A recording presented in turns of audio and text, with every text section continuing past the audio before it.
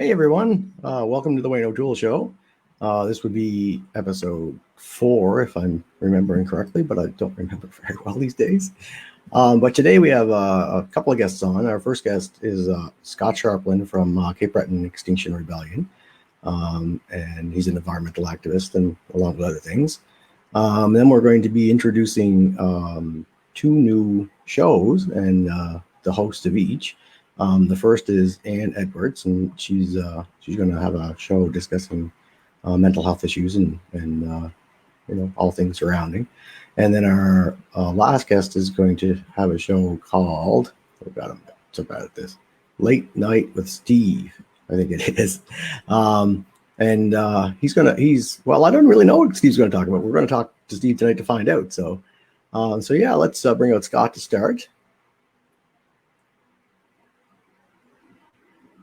There we go. Hi, Scott. How you doing? Very well, Wayne. Thanks for having me on.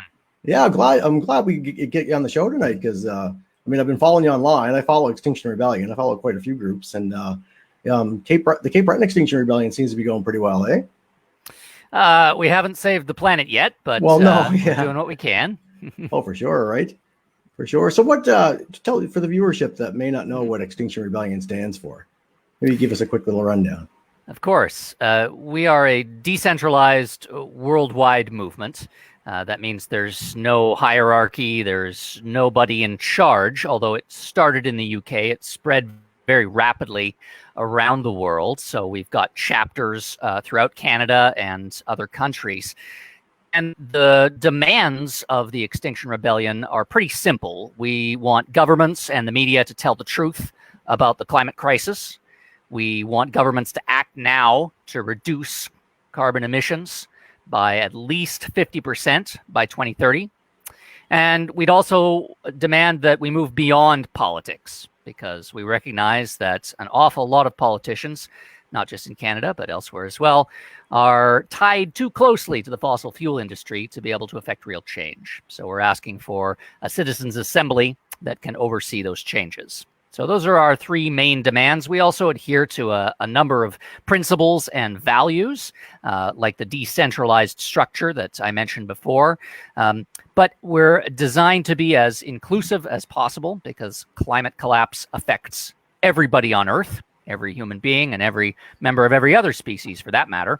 So anyone can be a part of the rebellion. And as far as I'm concerned, everyone already is, whether they are helping out in the streets or at home. That's very good. Yeah, that was a good description. Now you did it better than I could do, that's for sure. So with all that, during COVID, I've noticed some changes in COVID. So I kind of mentioned in the intro. I don't know if you feel the same way or not, but there's kind of a twofold. There's the one where the environment seemed to go on the back burner.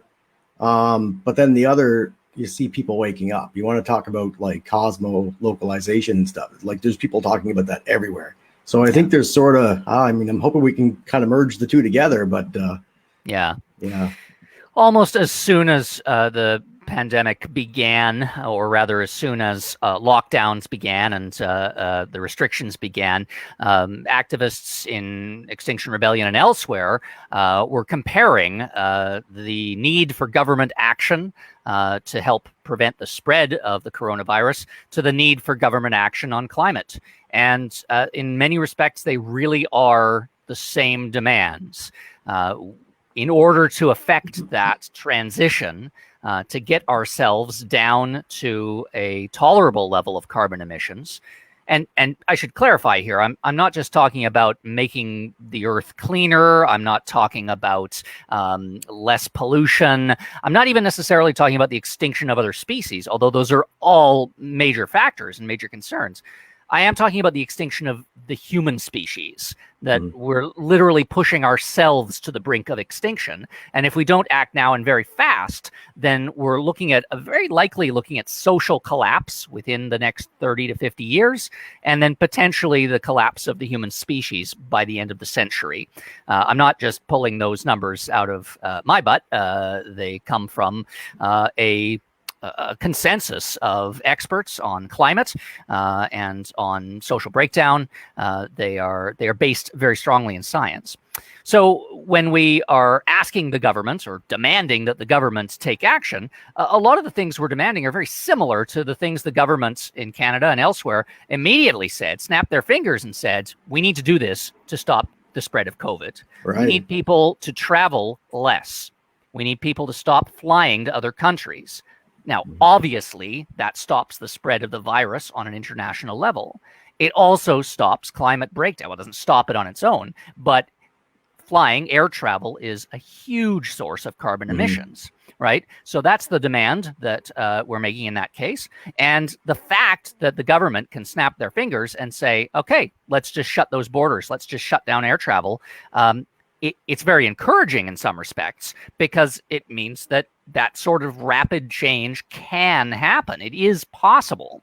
And that puts paid to the deniers who have been shifting gears recently. You're quite right, Wayne, that I don't think people, at least not in the public media sphere, are saying, oh, it's not happening anymore. That attitude or that set of opinions have been relegated to the radical fringe, as they should be, because there's no scientific basis for what they're saying, whereas there's a huge scientific consensus for what we're trying to explain. So it's great news that it's possible. The sort of cultural deniers are saying there's no way that our society could handle those kinds of swift changes. We simply wouldn't be able to deal with it. Well, we are dealing with it. It's been stressful. I don't wish it on anybody. But the fact that we've been able to make those changes so rapidly in order to stop the spread of COVID means we can make the same sorts of changes if we need to, in order to stop climate breakdown. And we need to. We're really, really running out of time. Yeah. So what are the timelines? So that's 2030 is so you're saying half the emissions by 2030? I'm working from a report that was released in 2018. It was actually the report that led to the foundation of Extinction Rebellion in the UK. It was from the Intergovernmental Panel on Climate Change. It's a UN organization, and they publish these sorts of reports every few years. This one was comparing the consequences of global warming up to 1.5 degrees Celsius versus 2 degrees Celsius. Those don't sound like big numbers, but they add up to a lot. You're talking about a worldwide average, which means that in some parts of the world, especially equatorial regions, it's going to get much, much, much hotter. We're also seeing an increase in the temperature rise here in Canada because polar regions are affected to a larger extent as well. Yeah, that's right. So the difference between what if the whole world got 1.5 degrees warmer versus what if the whole world got 2 degrees warmer is quite substantial. I don't have a lot of numbers in front of me right now, but we're talking about a vast difference in ocean level rises because, of course, the polar ice caps melt, glaciers melt, the oceans go up, and that displaces millions of people. The difference between 1.5 and 2 is a scale of hundreds of millions of people forced to relocate because their homes are underwater. So that's one example. And of course, there are many, many other examples. Food insecurity and water insecurity, freshwater insecurity, the desertification of large regions, and the increase of extreme weather phenomena, which we've seen here in Cape Breton quite recently, wildfires as well, and so on and so forth. The list is so long that people start to tune out because it's overwhelming. So I'll try not to do too much of that tonight. That's okay. That's what we're here for, right? We're here to get a message out, and that's the thing. Well, so this is not just your message, but the message of quite a substantial group now. Like, we have to do something. I mean, I've got solar on the house. So good for you. Good for you. I couldn't. It's I not couldn't that hard, beat it. is it? No, not that hard. We had some issues, so it made it lengthy, but that was just because of installer issues. But I mean, I call myself now a sun worshiper 2020 because I got my app out every day checking, and I'm like, it's great. It's and cheaper. Really cool. Yeah, it's of cheaper course, too, right? Of course. It's strange, all of this free energy that comes down from the sky. Right? Yeah, exactly. yeah. So just to finish up what I was saying, sure. If we're not able to act quickly enough to reduce our CO2 emissions, it's mostly carbon dioxide and a few other fossil fuel emissions, then we're locked in. At a certain point, we'll have heated up the globe to such an extent that there's no way to go back. We're locked in to a 2-degree or higher warming. And that's why I talk about 2030 and the need to reduce our emissions by at least 50% by that point, with the ultimate goal of getting down to net zero emissions by the middle of the century, by 2050. According to that report, if we're able to do that, then we're not going to face heating of greater than 2 degrees Celsius. Unfortunately, we haven't been on track since then. And in fact, every year, this year might be the exception, but every year up till now, our emissions have been rising and rising. So not only are we running out of time, but we're also burning the time that we have. We're sort of deliberately burning up the future, or what's left of it. So instead of talking about 50% by 2030, the next report from the IPCC could be even more drastic. They might say that we have to be 70% by 2028, or what have you. So the longer we go without addressing this, the harder it's going to be to pull the brakes when we need to, and it's just not happening fast enough. So Extinction Rebellion, the rebellion part, comes in because if our lives are at risk, if our families' lives and our future is at risk, and the governments are not taking action, it's almost a moral obligation at that point to strike out, to rebel. That's what we're trying to do as peacefully as possible, and with a compassionate eye towards including as many people in it as possible. We need to break down the system that is leading to our doom. Yeah, well, I think that's another COVID thing, kind of like the system is already broken down. Now it's just time to rebuild it the way we want to rebuild it. We can't go back the way we used to be. You know, we got to be better.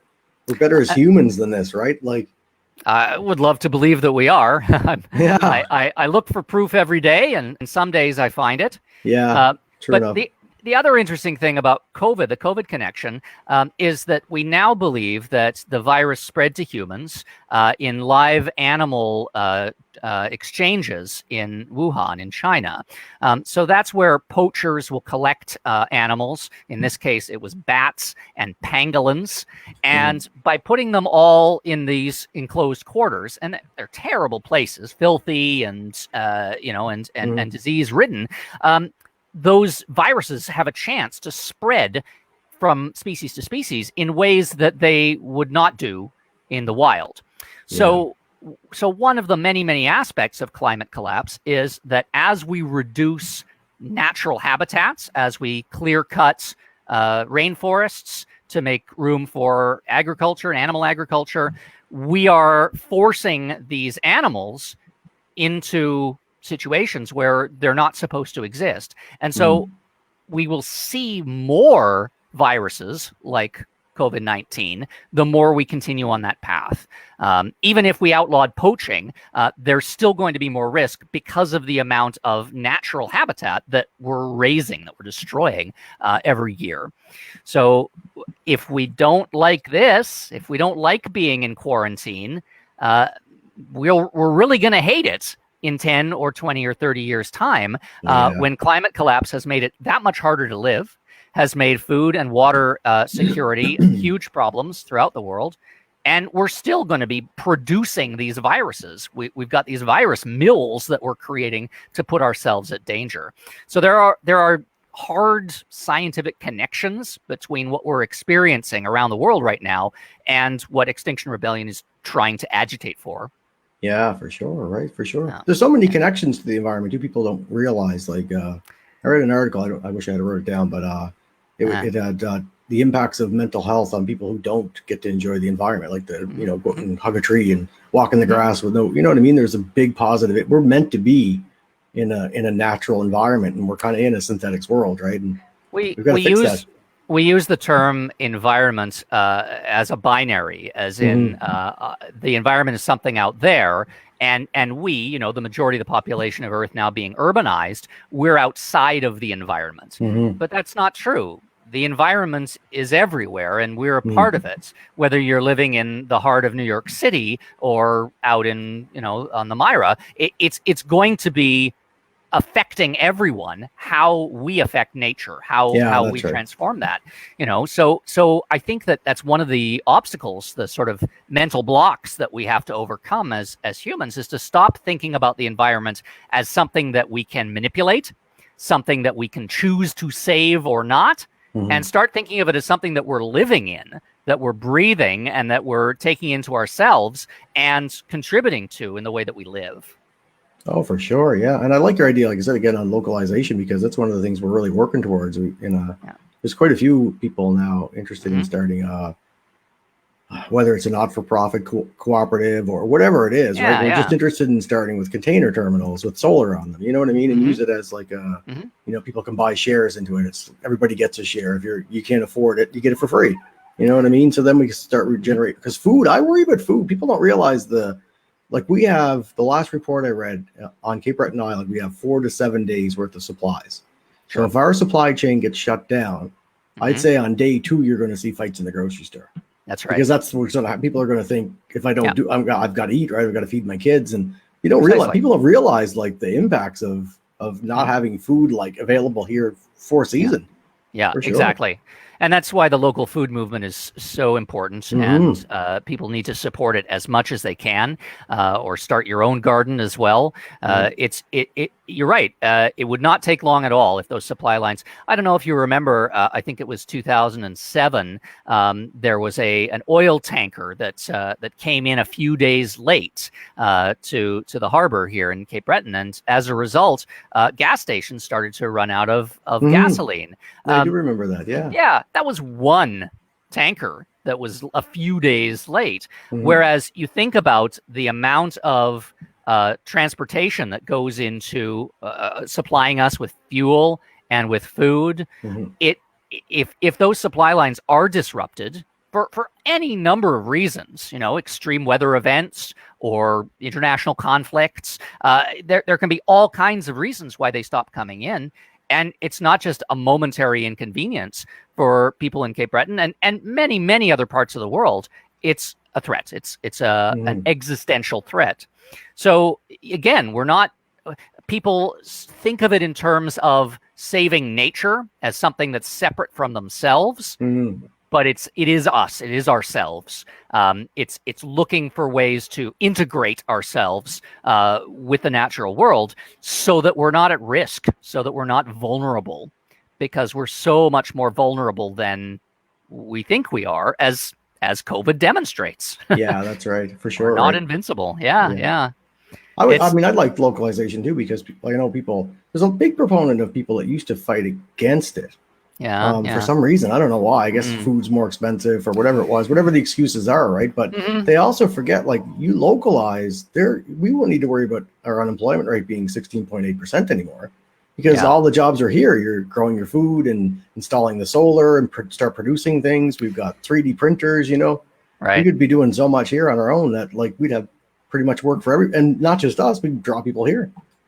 And I'm going to get a little political now, and I'm probably going to piss some people off. I didn't grow up in Cape Breton. I come from away. I've lived here for over a decade now. I see in Cape Bretoners, I see in the culture here a real willingness to help each other out, a real willingness to support community.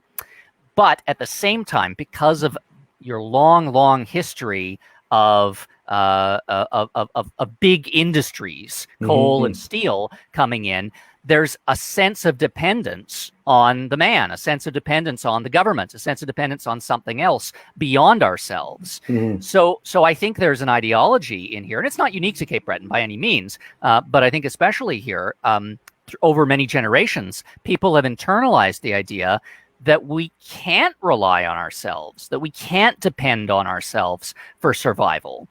We need that support, and that's why you see in the economy, well, it's got to be another container ship. It's got to be reopening the mines. It's got to be even tourism, and I work in the arts industry, so I'm as dependent on tourism as many people are. But I see it as another sort of dependency. It's another it's another addiction that Cape Breton has, when in fact what we need to do is wean ourselves off that and think of how we can rely on our own community, Yeah, for sure. and for other communities to do the same thing. I don't mean shut down the causeway and never talk to the outside world. No. Quite the opposite. There are other communities out there that we can learn from. We can draw from their experiences and build a more sustainable community here. But it really does need to happen quickly if we're going to make it. Yeah. And it'll just let you know too. I was a come from away, but it was in PEI. So, okay, but it's the same term. And now, and when I get back, I guess the term here that I've heard tagged was I'm come back from away. Oh, okay. So it's a whole other, because I've lived around too, right? I've lived in New Yeah. York and Ontario and PEI Right. and stuff, but yeah. Right.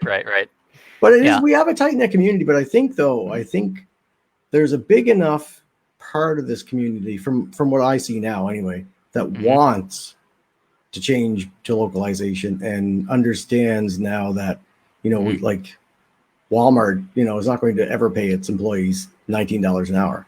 We know that, right? Like, I don't know. I think it's coming. I think it's just we have to, like, people are COVID, right? Woke a lot of people up, and you go, oh, we can't even get toilet paper, right? Everybody's hoarding up on toilet paper, which is bizarre. It's bizarre. The whole thing is bizarre. This whole 2020 has been a bizarre time.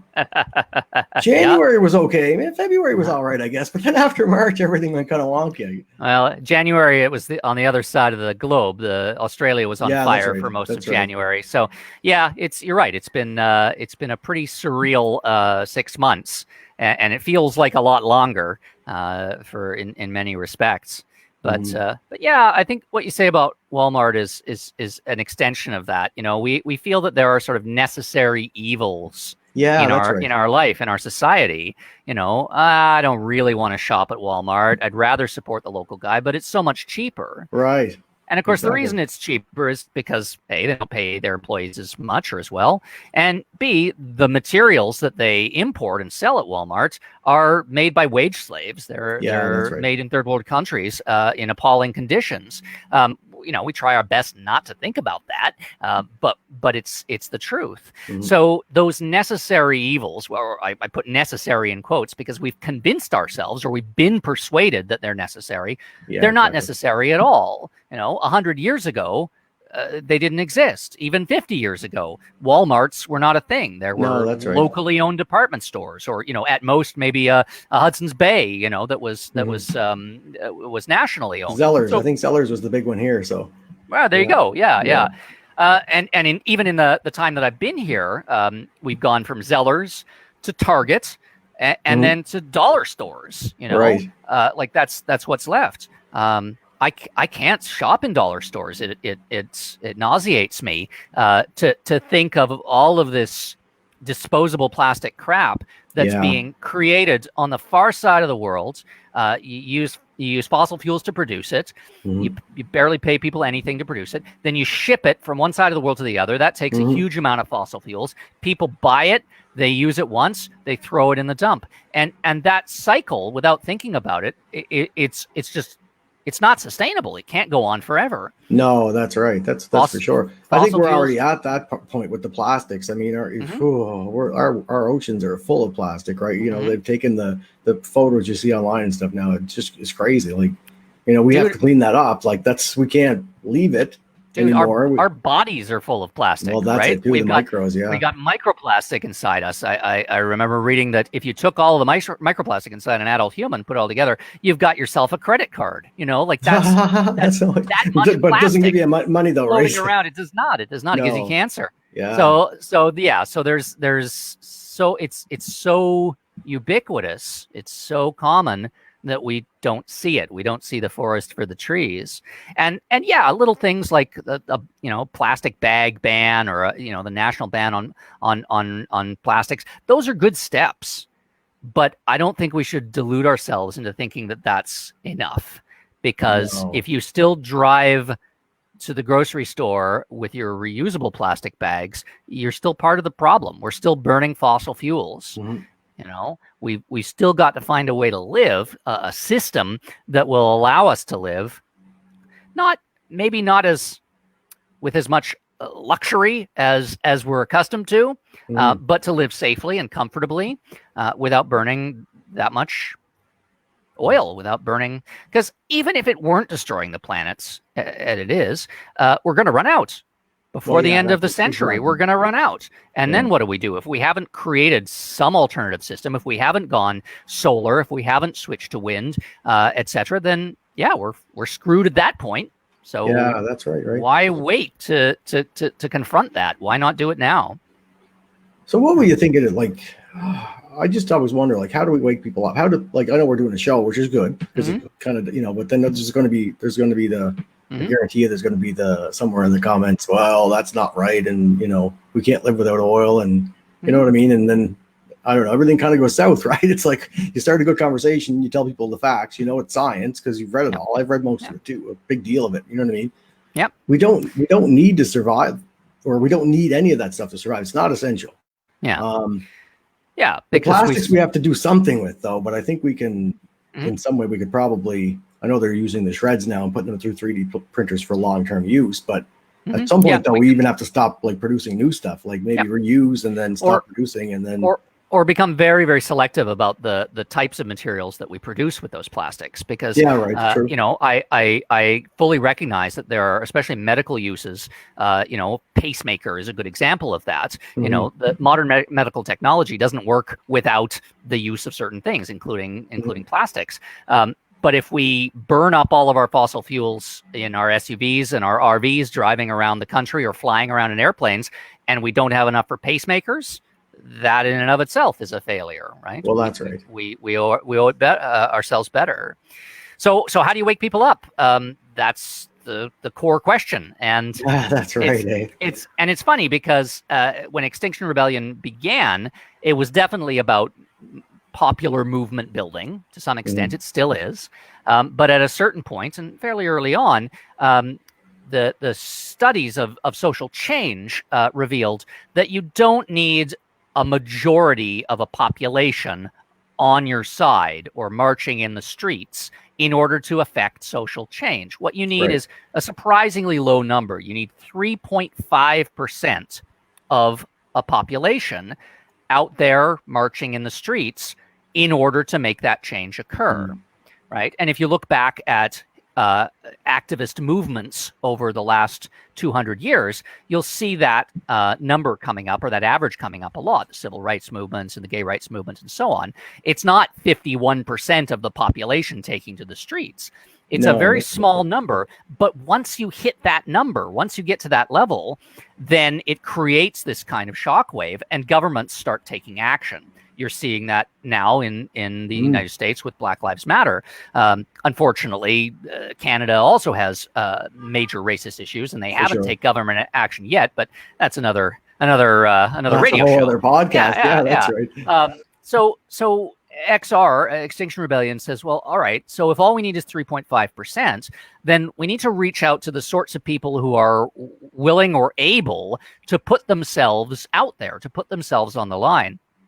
So one of our principles is that, we're willing to break the law. We're willing to get arrested for this cause. It's that important for us. But we're not going to ask other people to break the law or to get arrested if it's not feasible, if it's not safe, right? If you could get deported for getting arrested, or if you're likely to suffer systemic racism in prison, we don't want you to put yourselves at risk.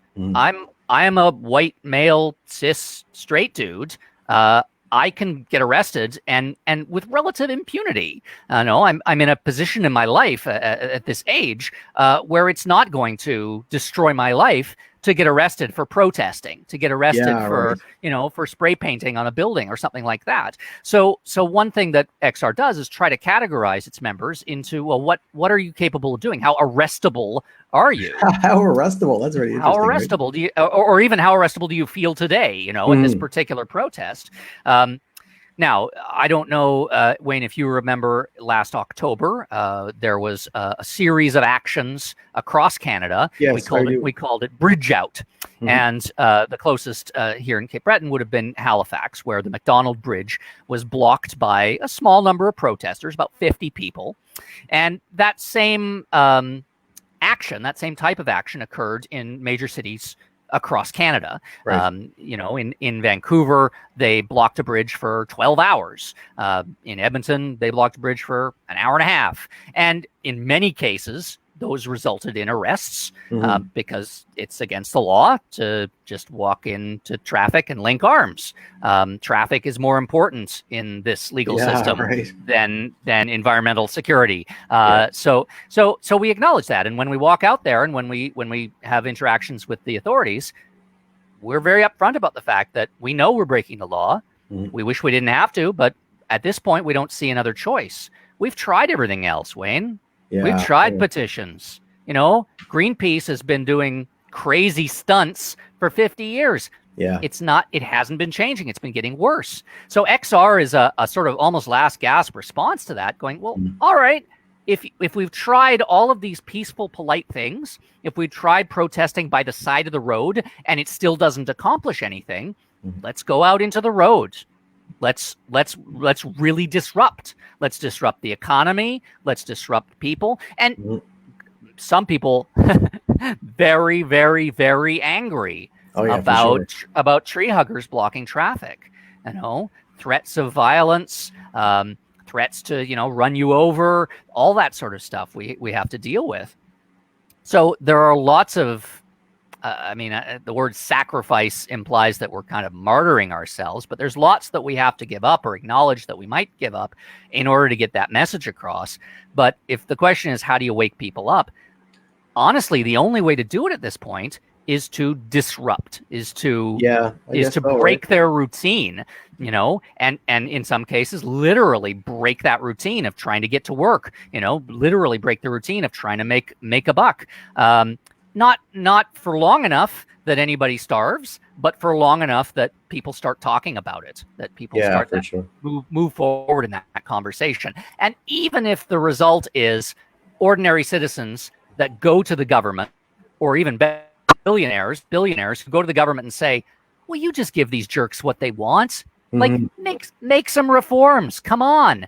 Just give them what they want and they'll shut up and go away, right? And maybe that's the solution. That's the way to get it. Rather than convincing people to adopt our understanding of climate collapse, maybe we just need to annoy them until they allow those changes to occur. You see your question you got there? Can you see that one, or is it just me?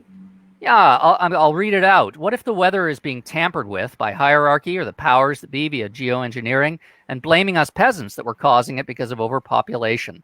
I've never seen any scientific evidence that's going on, that there's any kind of weather control, but there is an overwhelming amount of scientific evidence that burning fossil fuels leads to global warming. And warming is probably an understatement here. We're talking about lethal heat waves, right? Yeah, that's right. But the little bit here that I want to jump into is that the peasants are being blamed. You're right. It's very easy for big oil and government to shift the blame onto us. And that's where we get these plastic bag bans, or, switch to reusable straws. Well, it's not my fault that up until a few years ago, all of the straws that were available to me were made of plastic. It's not my fault that almost all of the cars on the lot use gasoline instead of electricity. So you're right. The shift of blame onto the average Joe or Jane is happening, but it's a tactic.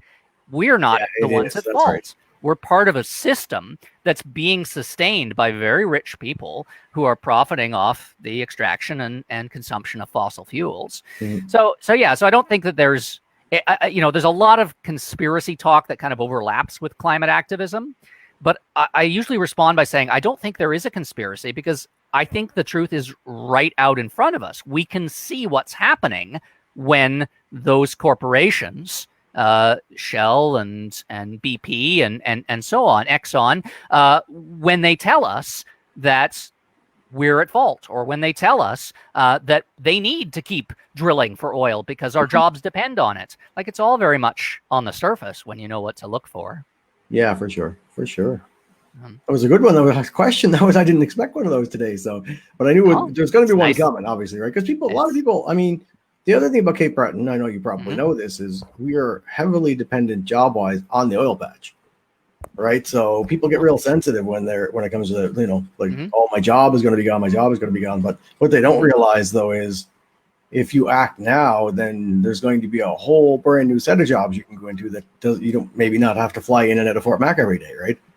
So, wouldn't that be great? Wouldn't that be great? To be able to work here at home instead, and also to be able to work in a way that doesn't feel like you're making a huge ethical compromise. Yeah, that's right. I didn't grow up in amongst the coal mines. I did not go into the coal mines, so I'm not speaking from any direct experience.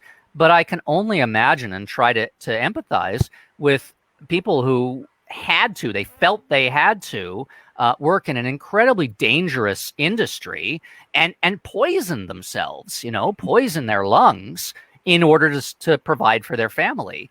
If any rational person had a safer, healthier alternative, that they would take it. And I think the same is true for the oil patch. Absolutely. The economy, the way it's designed, has been structured to make it absolutely necessary for us, for Albertans. We feel dependent upon it. But there is a green economy. It already exists. You've got solar panels on your house. I've got solar panels on my house.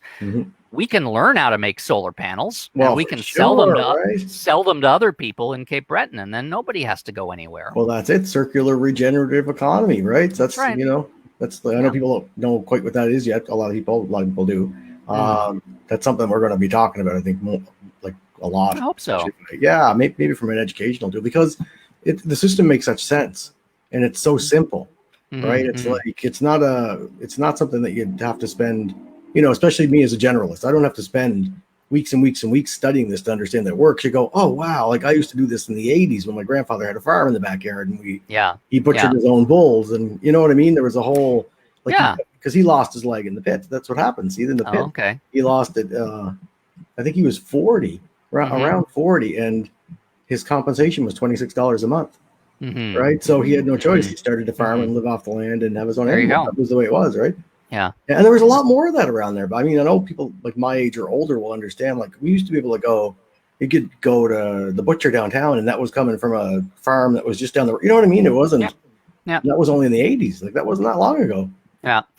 If listeners are interested in doing a little more research into economic alternatives, I'd suggest Googling the phrase donut economy, the donut economy, because not only is it tasty, but it's also a great alternative way of thinking about economic sustainability. We've been trained to think that a healthy economy is one that goes up, up, up, up, up, up, up, up, up, up, up. Yeah, right.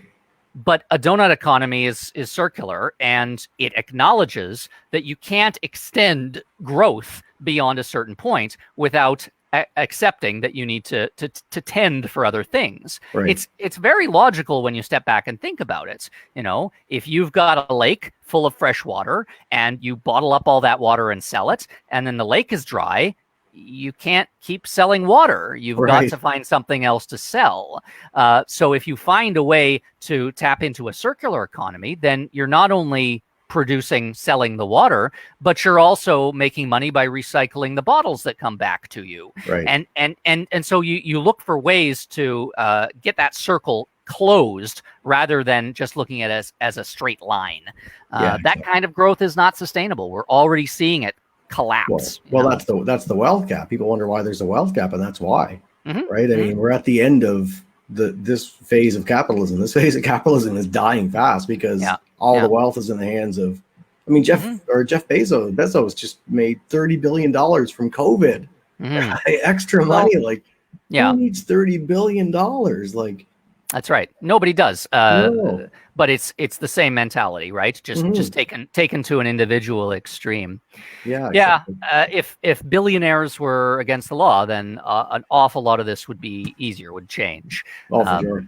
But even if there were a referendum, should billionaires be against the law, it's not necessarily going to happen because they're too tied up, they're too connected to governments. So we got to make change on the ground, right? We gotta start living the lives that we envision vision that we imagine for ourselves, Be the and change. other people Change, be the right? change, and other people will see that, and they'll envy that, and they'll strive to emulate that, and hopefully that's how it will spread.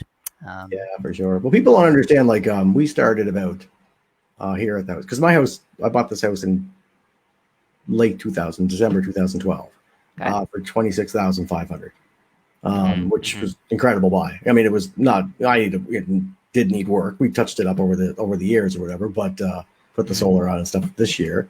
But it's like, other than that, though, it's during that phase, I quit cigarettes. Not because I wanted to quit cigarettes, because I was like, no, that's just too much money. We gave up cable. We gave up our home phone. I gave up coffee. I have one coffee a day. I used to be a coffee fanatic. I used to drink coffee all the time. And we just live more simply, right? Mhm. And it's better. Mhm. Like, I'm not as stressed as I was when I'm thinking, well, you know what I mean? I have to go and do this and do that. And like, it's just a better life when you're just, I can turn on YouTube, right? Like, I watch my own show now, right? So, yeah, I don't know. I just like the simplicity of it. And people, I think the more people slow down, the more people will realize that it's a much better life than it is. It's like high speed. Yeah. Whatever.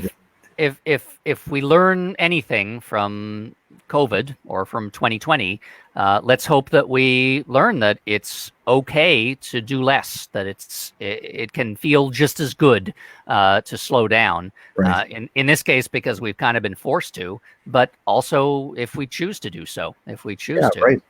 Yeah. Right. It's almost better if you really kind of take it on like that way. It's like, okay, maybe at first it's going to be hard, but then I'm going to I'm just going to feel it out and see what it's like, and then you realize, oh shit, this probably shouldn't be swearing, but like it's just better. The life is better. You know what I mean? I go for a drive every day. I go in the country. Me and my son go in the country. We just drive through the country. He likes rabbits. He loves rabbits. We go looking for rabbits. I go looking for deer, fox, whatever we can find. And then you just look at the beauty, like on a sunny day like today. It was a Scotch Lake. You look, there's a nice river down below, and a nice like hillside full of trees. It's beautiful, right? Like I would, if somebody built me a little cottage up there off grid, I'd be gone. You know what I mean? Like, I don't know. Yeah. Maybe I'm a little farther out than some people. I'm a pretty left, I think. I don't know, but we all have that connection, as you said, even if it's very distant or very sublimated, because that's where we came from. We came from the trees. We came from the environment, and it's still inside of us. If we can get back in touch with that and acknowledge its value, not in a capitalist sense, not in how much can we get for this, but an intrinsic value, a moral value, then we'll fight to protect it. Yeah, that sounds good to me. Yeah. So I guess that's pretty much it, I guess, for us. All right. Well, I'd like to get you on someday. Who was I thinking about? I was just thinking about when you were talking before about, I'd love to have you on with Lloyd. Oh, we have something here. Anything we need to change the way we think and consume, for sure. 100% we need to think about ways to change how we think and consume. Yeah. That's crazy, yeah. But I'll think about that, though. I was just thinking because you said something before, but I just completely lost my train of thought, so I don't know what it was. But I'd love to have you on with another guest, and I can't remember who it was now. But all right. Well, stay in touch. Anybody who's interested in Extinction Rebellion, even if you're not in Cape Breton, there's probably a chapter near you. There's about a dozen chapters in Nova Scotia alone. So do a little Googling, a little search through Facebook, and you'll find us. Yeah, just type in Extinction Rebellion. They'll pop up. They all pop up. So all over. You bet. All over. That's right. All right. Thanks, Scott. Thank you, Wayne. Have a great night. You too. Bye-bye. Bye-bye. Hello. Now we're going to bring on. Who are we going to bring on next? I think we have. Who are we going to bring on next? Oh, I think it was Ann Edwards. Well, actually, hi, Wayne. This is Rebecca here, and I'm chiming in for Ann. Good. I'm chiming in for Ann Edwards. She's going to be coming on her show at 9:00 tonight. Okay. And Steve on his following week show. So no worries there. But thank you. That was a very informative broadcast, and just want to thank you. Oh, thanks. That's great. I wasn't so okay. I would have had him on longer, but I think we got everything covered anyway, so that's perfect. Excellent. Who do we have coming on next week, Wayne? I don't think we have anybody yet. I think I have an idea, but I have to make sure he's going to come on or not. All right. Well, it's a foodie. We'll line somebody up. Sounds awesome. So that's it, I guess, for episode 4. Thanks a lot, Wayne. Okay, thanks. All right, I was gonna say that's it for the episode 4 of the Wayne O'Toole Show. So tune in next week at 7 p.m. Atlantic time, and we will be having on. I'm hoping for Joseph Matheson. I'll say his name because I know maybe I'll give him I think he's pretty willing anyway. So, but anyway, you guys have a great night. Yeah, that's it for this week's show.